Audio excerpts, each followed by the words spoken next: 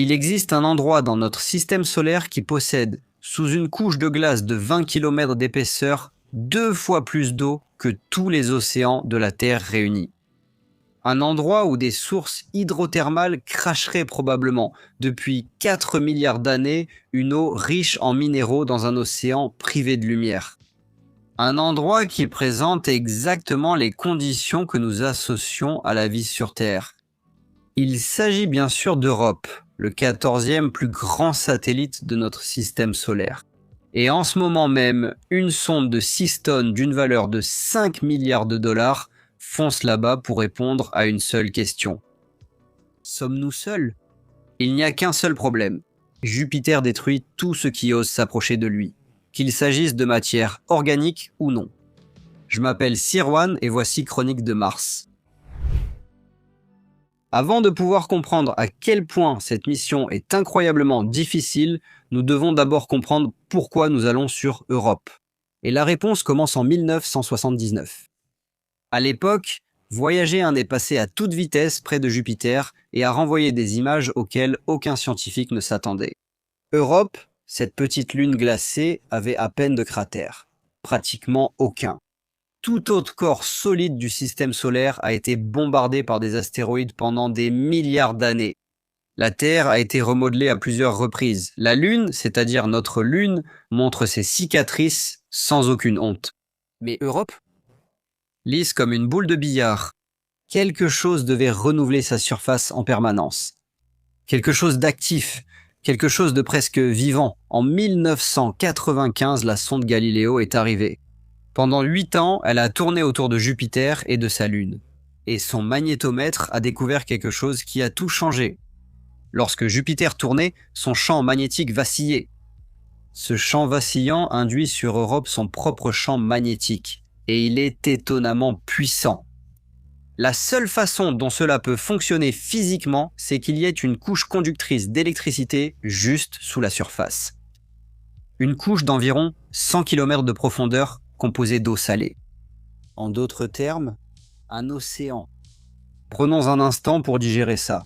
Sous la couche de glace d'Europe, il y a probablement un océan qui contient 2 fois plus d'eau que tous les océans de la Terre réunis. Sur une lune plus petite que la nôtre.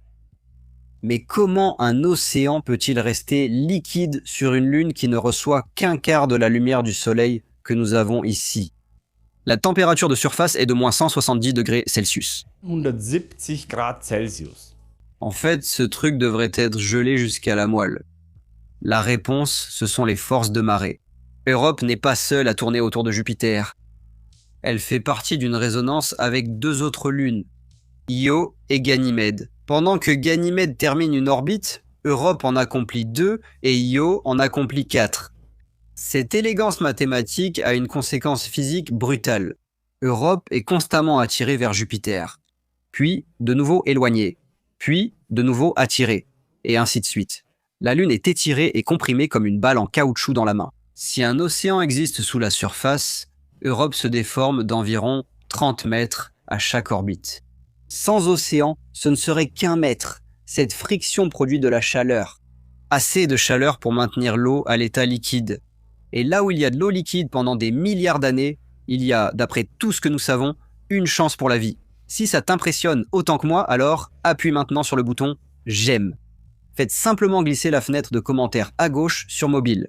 Un like, un abonnement ou un petit commentaire aident aussi énormément la chaîne. L'algorithme décide dans les prochaines minutes s'il va continuer à promouvoir cette vidéo ou non. Et tu participes à cette décision.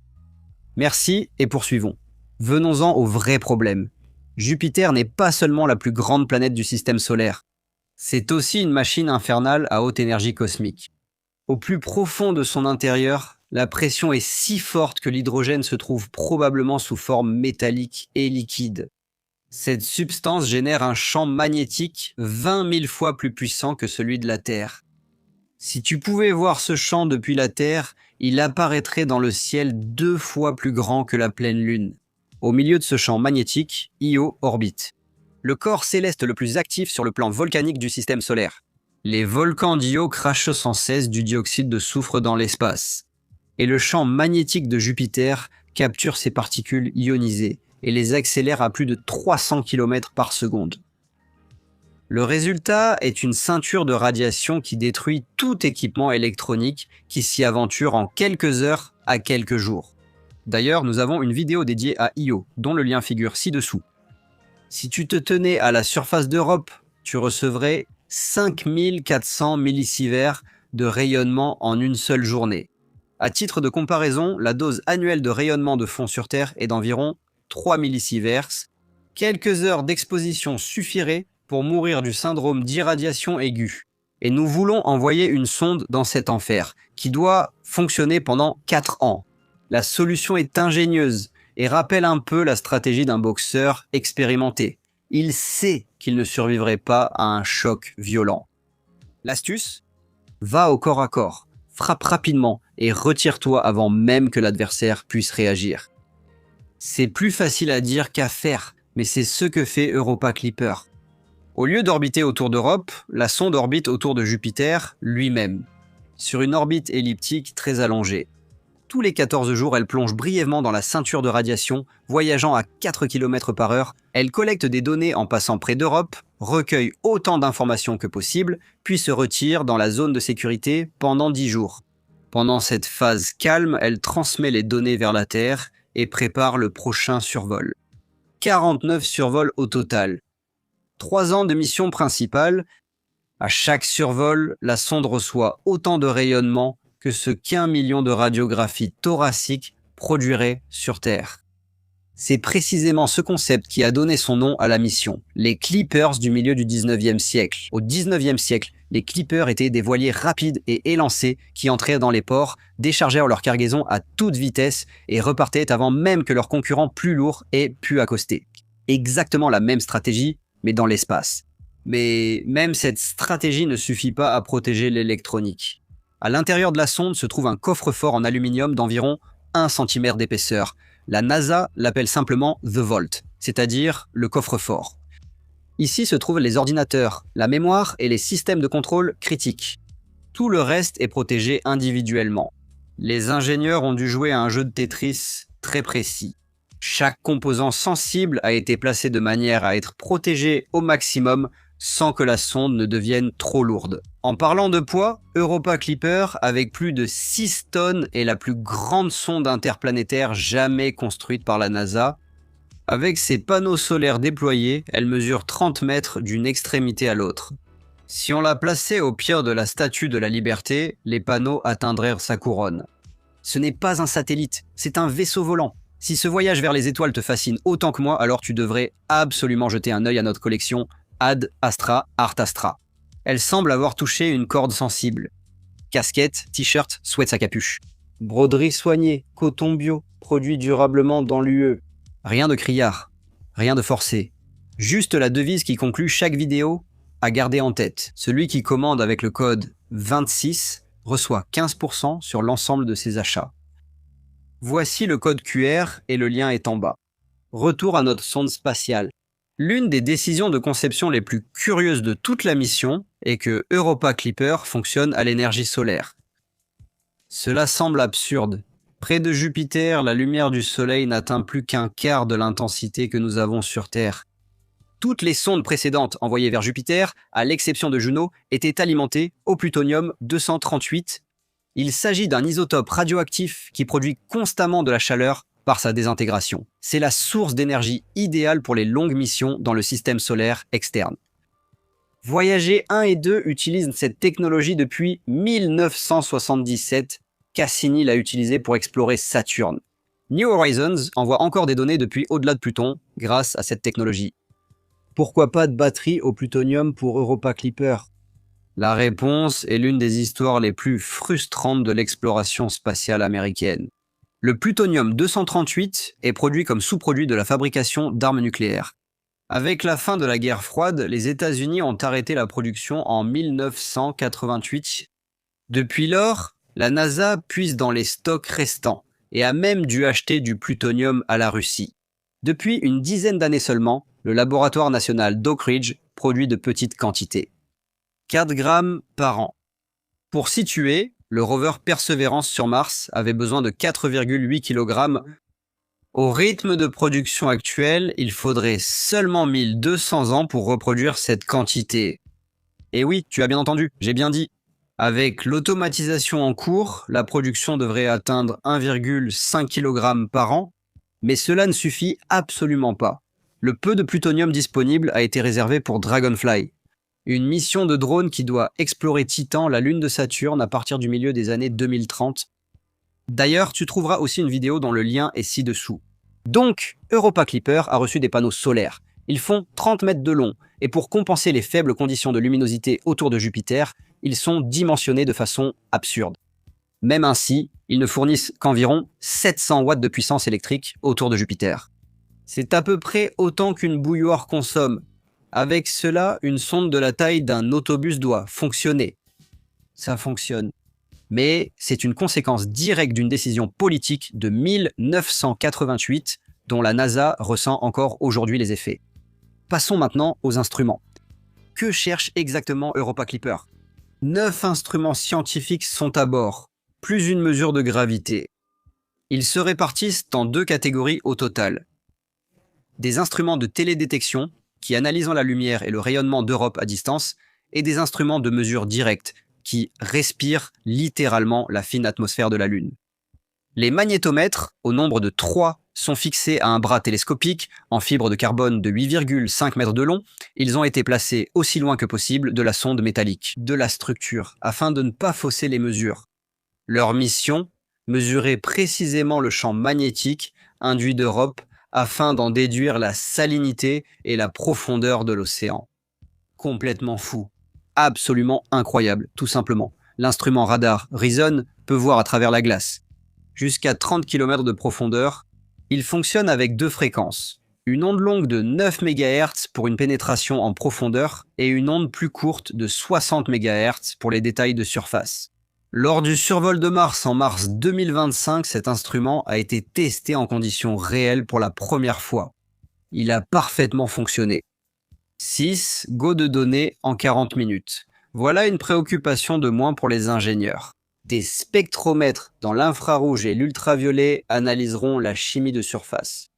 Ils recherchent des sels, des composés organiques et d'éventuels panaches de geysers, c'est-à-dire des jets de vapeur d'eau qui jaillissent des fissures dans la glace. Hubble a déjà observé à plusieurs reprises des indices de tels panaches. Si Clipper peut traverser l'un de ces panaches, ce serait comme chercher de l'ADN dans le souffle d'une baleine sans toucher la baleine. C'est exactement le plan. Des spectromètres de masse à bord analyseront tout ce que la sonde recueille en chemin. Détecteurs de poussière, détecteurs de gaz et détecteurs d'ions.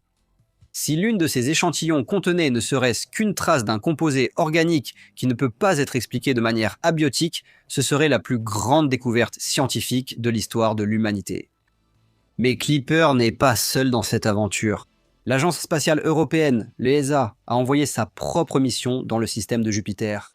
JUICE, le Jupiter Icy Moons Explorer. Elle a été lancée en 2023, donc 1 an avant Clipper, et arrivera dans le système jovien 15 mois après Clipper. JUICE effectuera également quelques survols d'Europe, mais ira ensuite se placer en orbite rapprochée autour de Ganymède, la plus grande lune du système solaire. Les scientifiques des 2 missions discutent déjà de la coordination. Lorsque JUICE opérera dans la magnétosphère de Ganymède et que Clipper sera à l'extérieur, les 2 sondes pourront mesurer ensemble un phénomène qu'une seule sonde ne pourrait jamais détecter. Par exemple, si une poussée de plasma provient de l'atmosphère de Jupiter, les 2 sondes pourront l'observer sous différents angles. Cette science repose uniquement sur la collaboration. Et maintenant, faisons le point. Où se trouve exactement Europa Clipper en mai 2026 ? La sonde est en route de retour vers la Terre. Elle a effectué son survol de Mars, le 1er mars 2025. Elle a réussi cette étape, a également testé le radar et se trouve maintenant sur une longue trajectoire à travers le système solaire interne. Le 3 décembre 2026, donc dans un peu plus de 7 mois, elle passera près de la Terre. À seulement 3200 km d'altitude, c'est plus proche que la plupart des satellites de communication. Cette rencontre donne à la sonde l'accélération finale dont elle a besoin pour atteindre Jupiter. L'arrivée à Jupiter est prévue pour le 11 avril 2020. Les premiers survols d'Europe n'auront cependant lieu qu'à partir de 2031. Les premières données haute résolution seront disponibles en 2031. Cela signifie que la réponse aux questions qui nous préoccupent depuis Voyager 1 ne viendra probablement que dans 5 ans. 5 ans pendant lesquels une sonde file à travers l'espace, à 35 km par seconde, seule, avec des panneaux solaires près de Jupiter, produisant aussi peu d'électricité qu'une bouilloire n'en consomme. Que signifierait-il si Clipper trouvait des indices de vie? Soyons réalistes. Clipper n'est pas une mission qui cherche la vie. Personne ne trouvera de martiens ni d'élections européennes. Ce que Clipper peut faire, c'est déterminer l'habitabilité. Répondre à la question de savoir si Europe possède les conditions nécessaires à la vie. Profondeur de l'eau, salinité, épaisseur de la glace, composition chimique de l'océan, flux d'énergie et disponibilité des nutriments. Si ces conditions sont remplies, alors la prochaine mission sera un atterrisseur. Déjà en discussion. Un robot qui atterrit à la surface, perce la glace et prélève des échantillons de l'océan. Cette mission ne serait réaliste qu'au plus tôt dans les années 2040, mais elle représenterait la recherche directe de la vie. Si la vie était découverte sur Europe, notre compréhension de l'univers changerait fondamentalement. Si la vie est apparue indépendamment sur 2 planètes d'un même système solaire, alors la vie existe probablement partout dans l'univers. La question ne serait alors plus de savoir s'il existe des extraterrestres, mais plutôt où nous les trouverons ensuite, ou s'ils nous ont déjà trouvés. Il y a une histoire que je dois raconter à la fin de cette vidéo. À la fin des années 90, un scientifique de la NASA a appelé Arthur C. Clarke, l'auteur de 2001 l'Odyssée de l'espace. Son roman 2010, Odyssée 2, se termine par un message d'une intelligence extraterrestre. Tous ces mondes sont à vous, sauf Europe. N'essayez pas d'y atterrir. Tous ces mondes sont à vous, sauf Europe. N'essayez pas d'y atterrir. Au cours de cet appel téléphonique, le scientifique de la NASA lui a montré les premiers plans d'une mission d'exploration d'Europe. Et Clarke, peu avant sa mort, a donné sa bénédiction à la NASA. La permission d'atterrir sur Europe. Cette autorisation entre en vigueur maintenant. Europa Clipper est en route.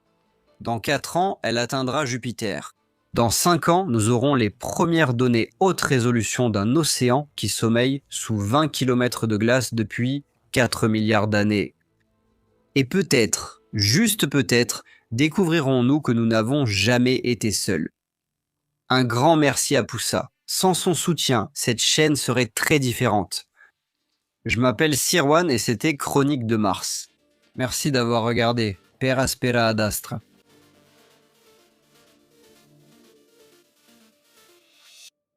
Si on la plaçait au pied de la statue de la Liberté, elle... Si les panneaux touchèrent sa couronne. Si on la plaçait au pied de la statue de la Liberté... Si on la plaçait au pied de la statue de la Liberté, elle...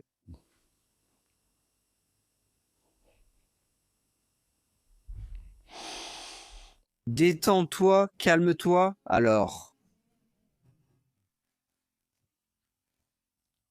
Fournirait aussi peu d'électricité qu'une bouilloire consomme. Bien sûr, la bouilloire ne fournit pas d'électricité. Vous savez ce que je veux dire. Ah non, cette phrase-là, on l'enlève. Ça va comme ça. Celle-ci, bien sûr, la bouilloire ne fournit pas d'électricité. On l'a enlevée. C'est une phrase stupide.